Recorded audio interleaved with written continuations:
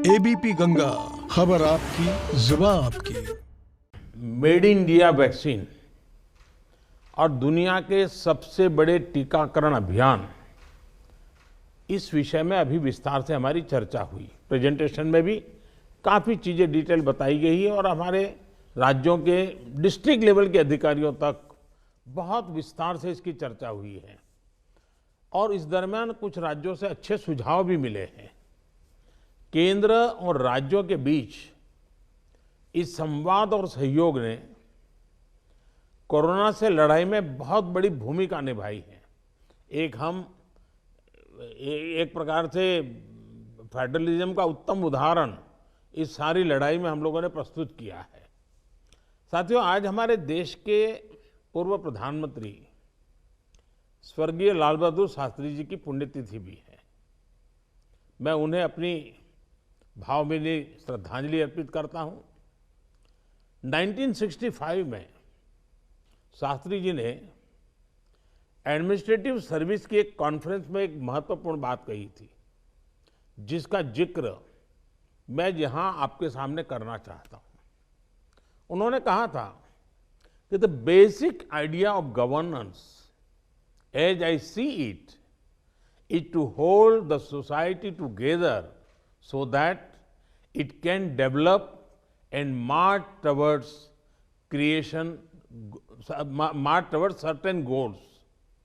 The task of the government is to facilitate this evolution, this process.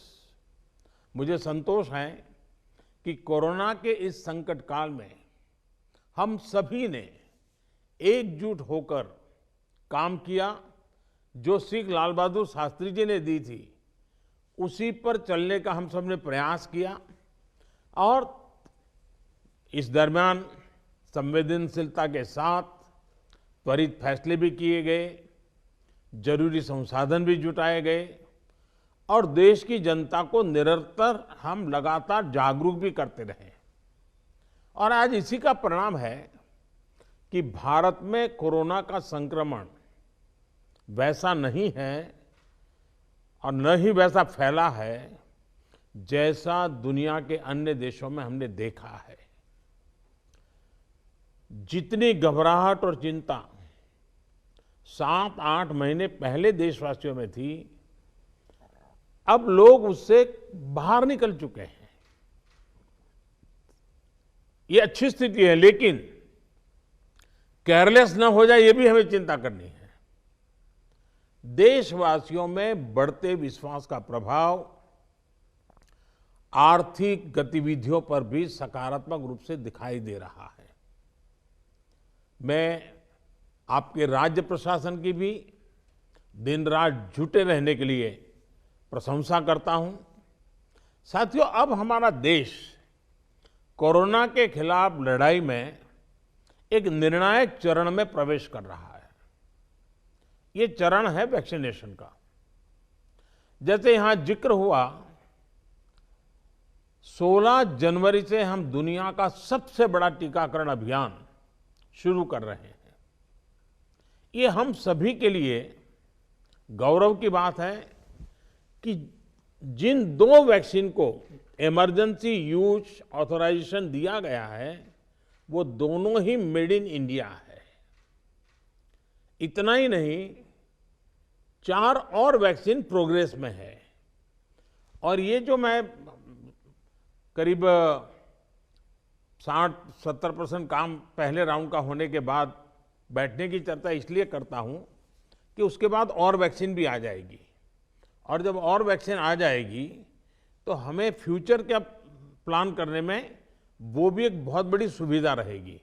और इसलिए second part इसका जो है, जो हम 50 से ऊपर वालों के लिए जाने वाले हैं, तब तक शायद हमारे पास और भी कुछ वैक्सीन आने की संभावनाएं हैं। साथियों, देशवासियों को एक प्रभावी वैक्सीन देने के लिए हमारे एक्सपर्ट्स ने हर प्रकार की सावधानियां बरती हैं और अभी साइंटिफिक कम्युनिटी की तरफ से विस्तार से हमें बताया भी गया है। और आपको मालूम होगा, मैं इस विषय में जब भी मुख्यमंत्रियों के साथ बात हुई, मैंने हमेशा एक ही जवाब दिया था कि इस विषय में हम जो भी निर्णय करना होगा वो साइंटिफिक कम्युनिटी जो कहेगी वो ही हम करेंगे। साइंटिफिक कम्युनिटी को ही हम फाइनल वर्ड मानेंगे और हम उसी प्रकार चलते रहे हैं। कई लोग कहते थे देखिए दुनिया में वैक्सीन आ गई, भारत क्या कर रहा है, भारत सो रहा है, इतने लाख हो गया, इतना हो गया, भारत कुछ, ऐसी भी चिल्लाहट हुई। लेकिन फिर भी हमारा मत था कि ये साइंटिफिक कम्युनिटी और जो इसके लिए जिम्मेवार लोग हैं उनकी तरफ से जब आएगा तभी हमारे लिए उचित होगा और हम उसी दिशा में चले हैं। बड़ी बात जो मैं दोहराना चाहता हूं कि हमारी दोनों वैक्सीन्स दुनिया की दूसरी वैक्सीन से ज्यादा कॉस्ट इफेक्टिव है। हम कल्पना कर सकते हैं अगर भारत को कोरोना टीकाकरण के लिए विदेशी वैक्सीन पर पूरी तरह निर्भर रहना पड़ता तो हमारे क्या हालत होते, कितनी बड़ी मुश्किल होती, हम उसका अंदाज लगा सकते हैं। ये वैक्सीन भारत की स्थितियां और परिस्थितियों को देखते हुए निर्मित की गई है। भारत के टीकाकरण का जो अनुभव है, जो दूर सुदूर क्षेत्रों तक पहुंचने की व्यवस्थाएं हैं, वो कोरोना वैक्सीनेशन कार्यक्रम में बहुत उपयोगी सिद्ध होने वाली है। साथियों, आप सभी राज्यों के साथ सलाह मशवरा करके ही ये तय किया गया है कि टीकाकरण अभियान की शुरुआत में किसे प्राथमिकता दी जाएगी। हमारी कोशिश सबसे पहले उन लोगों तक कोरोना वैक्सीन पहुंचाने की है जो देशवासियों की स्वास्थ्य सुरक्षा में जुटे हुए हैं, जो हमारे हेल्थ वर्कर्स हैं, सरकारी हो या प्राइवेट, पहले उनको टीका लगाया जाएगा। इसके साथ साथ हमारे जो सफाई कर्मचारी हैं, दूसरे फ्रंटलाइन वर्कर्स हैं, सैन्य बल है, पुलिस और केंद्रीय बल हैं, होमगार्ड है, डिजास्टर मैनेजमेंट वॉलेंटियर समेत तमाम सिविल डिफेंस के जवान हैं, कंटेनमेंट और सर्वेलेंस से जुड़े रेवेन्यू कर्मचारी हैं, ऐसे साथियों को भी पहले चरणों में टीका लगाया जा रहा है। देश के अलग अलग राज्यों के हेल्थ वर्कर्स, फ्रंटलाइन वर्कर्स की संख्या देखें तो एक करीब करीब 3 करोड़ होती है। ये तय किया गया है कि पहले चरण में इन 3 करोड़ लोगों को वैक्सीन देने के लिए जो खर्च होगा वो राज्य सरकारों को वहन नहीं करना है, भारत सरकार इसको वहन करेगी। साथियों, वैक्सीनेशन के दूसरे चरण में, वैसे एक प्रकार से वो तीसरा चरण हो जाएगा, लेकिन हम अगर इन 3 करोड़ को एक माने तो दूसरा चरण 50 वर्ष से ऊपर के सभी लोगों को और 50 वर्ष से नीचे के उन बीमार लोगों को जिनको संक्रमण का सबसे ज्यादा खतरा है, उनको टीका लगाया जाएगा। आप सभी परिचित हैं कि बीते कुछ हफ्तों में जरूरी इंफ्रास्ट्रक्चर से लेकर लॉजिस्टिक तक की तैयारियां सभी राज्यों और केंद्र शासित प्रदेशों के साथ विचार विमर्श करके, लगातार मीटिंगें करके, मॉड्यूल्स बना करके इसको पूरा किया गया है। देश के लगभग हर जिले में ड्राई रन्स भी पूरे हो चुके हैं। इतने बड़े देश में सभी जिलों में ड्राई रन्स हो जाना, ये भी अपने आप में हमारी काफी बड़ी कैपेबिलिटी को दिखाता है। हमारी जो नई तैयारियां हैं, जो कोविड के एसओपीज हैं, उनको अब हमें अपने पुराने अनुभवों के साथ जोड़ना है। भारत में पहले से ही अनेक यूनिवर्सल इम्यूनाइजेशन प्रोग्राम ऑलरेडी चल रहे हैं, हमारे लोग बड़ी सफलतापूर्वक कर भी रहे हैं। मिशंस रूबेला जैसी बीमारियों के खिलाफ भी व्यापक कैंपेन हम लोग चला चुके हैं। दुनिया के सबसे बड़े चुनाव और देश के कोने कोने तक पहुंचकर मतदान की सुविधा देने का भी हमारे पास एक बहुत ही अच्छा अनुभव है। इसके लिए जो बूथ स्तर की रणनीति हम बनाते हैं, उसी को हमें यहां भी प्रयोग में लाना है। साथियों, इस टीकाकरण अभियान में सबसे अहम उनकी पहचान और मॉनिटरिंग का है जिनको टीका लगाना है। इसके लिए आधुनिक टेक्नोलॉजी का उपयोग करते हुए कोविन नाम का एक डिजिटल प्लेटफॉर्म भी बनाया गया है। आधार की मदद से लाभार्थियों की पहचान भी की जाएगी और उनको दूसरी डोज समय पर मिले, ये भी सुनिश्चित किया जाएगा। मेरा आप सभी से विशेष आग्रह रहेगा कि टीकाकरण से जुड़ा रियल टाइम डेटा कोविन पर अपलोड हो, ये सुनिश्चित करना है। इससे जरा सी चूक भी इस मिशन को नुकसान पहुंच सकता है। कोविन पहले टीके के बाद एक डिजिटल वैक्सीनेशन सर्टिफिकेट जनरेट करेगा। लाभार्थी को यह सर्टिफिकेट टीका लगाने के बाद डिजिटली तुरंत देना जरूरी है, ताकि उसे सर्टिफिकेट लेने के लिए फिर ना आना पड़े। किसको टीका लग चुका है ये तो इस सर्टिफिकेट से पता चलेगा ही, साथ ही दूसरी डोज उसको कब लगेगी इसके रिमाइंडर के रूप में भी ये काम करेगा।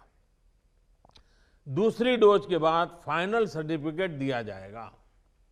साथियों, भारत जो करने वाला है उसे दुनिया के अनेक देश फिर फॉलो करेंगे, इसलिए हमारी जिम्मेदारी बहुत ज्यादा है। एक और अहम तथ्य है जिसका हमें ध्यान रखना है। दुनिया के 50 देशों में 3-4 सप्ताह से वैक्सीनेशन का काम चल रहा है। करीब करीब 1 महीना हुआ, लेकिन अब भी करीब करीब 2.5 करोड़ लोग ही वैक्सीन हो पाई है पूरी दुनिया में। उनकी अपनी तैयारियां हैं, उनका अपना अनुभव है, उनका सामर्थ्य है, वो अपने तरीके से कर रहे हैं। लेकिन अब भारत में हमें अगले कुछ महीनों में ही लगभग 30 करोड़ आबादी के टीकाकरण का लक्ष्य हासिल करना है। इस चुनौती का पूर्वानुमान लगाते हुए ही बीते महीनों में भारत ने बहुत व्यापक तैयारियां की हैं। कोरोना की वैक्सीन से अगर किसी को कुछ असहजता होती है तो उसके लिए भी जरूरी प्रबंध किए गए हैं। यूनिवर्सल इम्यूनाइजेशन प्रोग्राम में पहले से ही इसके लिए एक मैकेनिज्म हमारे पास रहता है। कोरोना टीकाकरण के लिए इसको और मजबूत किया गया है। साथियों, वैक्सीन और टीकाकरण की इन बातों के बीच हमें ये भी याद रखना है कि कोविड से जुड़े जो प्रोटोकॉल हम फॉलो करते आ रहे हैं उनको इस पूरी प्रक्रिया के दरमियान भी बनाए रखना है। थोड़ा सा भी लूजनेस नुकसान कर सकता है। और यही नहीं, जिनको टीका लगाया जा रहा है वो भी संक्रमण को रोकने के लिए जो सावधानियां हम लेते रहे हैं उनको फॉलो करते रहे। ये सुनिश्चित करना ही होगा। एक और बात जिस पर हमें बहुत गंभीरता से काम करना है, हर राज्य, हर केंद्र शासित प्रदेश को ये सुनिश्चित करना होगा कि अफवाहों पर, वैक्सीन से जुड़े अपप्रचार को कोई हवा न मिले। इफ्स और बट्स से बात नहीं होनी चाहिए। देश और दुनिया के अनेक स्वार्थी तत्व हमारे इस अभियान में रुकावट डालने की कोशिश कर सकते हैं।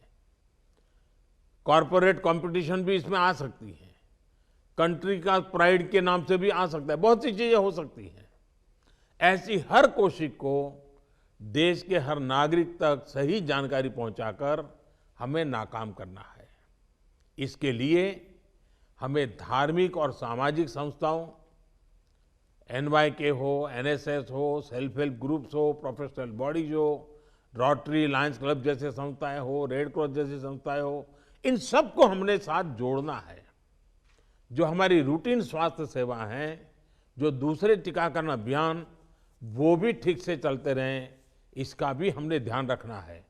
क्योंकि हमें मालूम है कि हम 16 को शुरू कर रहे हैं, लेकिन हमारी 17 को एक रूटीन वैक्सीन का भी डेट है। तो इसलिए हमारा जो रूटीन वैक्सीन का काम चलता है वो भी कहीं डैमेज नहीं होना चाहिए। आखिरी में एक और गंभीर विषय के बारे में आपसे जरूर बात करना चाहता हूं। देश के 9 राज्यों में बर्ड फ्लू की पुष्टि हुई है। ये राज्य हैं केरला, राजस्थान, हिमाचल प्रदेश, गुजरात, हरियाणा, उत्तर प्रदेश, मध्य प्रदेश, दिल्ली और महाराष्ट्र। बर्ड फ्लू से निपटने के लिए पशुपालन मंत्रालय द्वारा कार्य योजना बनाई गई है, जिसका तत्परता से पालन आवश्यक है। इसमें डिस्ट्रिक्ट मजिस्ट्रेट की भी बड़ी भूमिका है। मेरा आग्रह है कि प्रभावित राज्यों के मुख्यमंत्री साथी भी मुख्य सचिवों के माध्यम से सभी डिस्ट्रिक्ट मजिस्ट्रेट का मार्गदर्शन करें। जिन राज्यों में अभी बर्ड फ्लू नहीं पहुंचा है, वहां की राज्य सरकारों को भी पूरी तरह सतर्क रहना होगा। हमें सभी राज्यों, स्थानीय प्रशासन को वाटर बॉडीज के आसपास, पक्षी बाजारों में, जू में, पोल्ट्री फार्म इत्यादि पर निरंतर निगरानी रखनी है, ताकि पक्षियों के बीमार होने की जानकारी प्राथमिकता पर मिले। बर्ड फ्लू की जांच के लिए जो लेबोरेटरीज हैं, वहां समय पर सैंपल भेजने सही स्थिति का जल्दी पता लगेगा और स्थानीय प्रशासन भी उतनी ही तेजी से कार्रवाई कर पाएगा। वन विभाग हो, स्वास्थ्य विभाग, पशुपालन विभाग के बीच जितना अधिक कोऑर्डिनेशन होगा, उतनी ही तेजी से हम बर्ड फ्लू के नियंत्रण में सफल होंगे। बर्ड फ्लू को लेकर लोगों में अफवाहें न फैलें, इसे भी हमें देखना होगा। मुझे पूरा विश्वास है कि हमारे एकजुट प्रयास हर चुनौती से देश को बाहर निकालेगा। मैं फिर एक बार आप सबका बहुत आभारी हूं और 60% काम होने के बाद हम दोबारा एक बार बैठ करके रिव्यू करेंगे। उस समय जरा विस्तार से भी बात करेंगे और तब तक कुछ नई वैक्सीन आ जाए तो उसको भी हम संज्ञान में लेकर के आगे की अपनी रणनीति बनाएंगे। बहुत बहुत धन्यवाद आप सबका।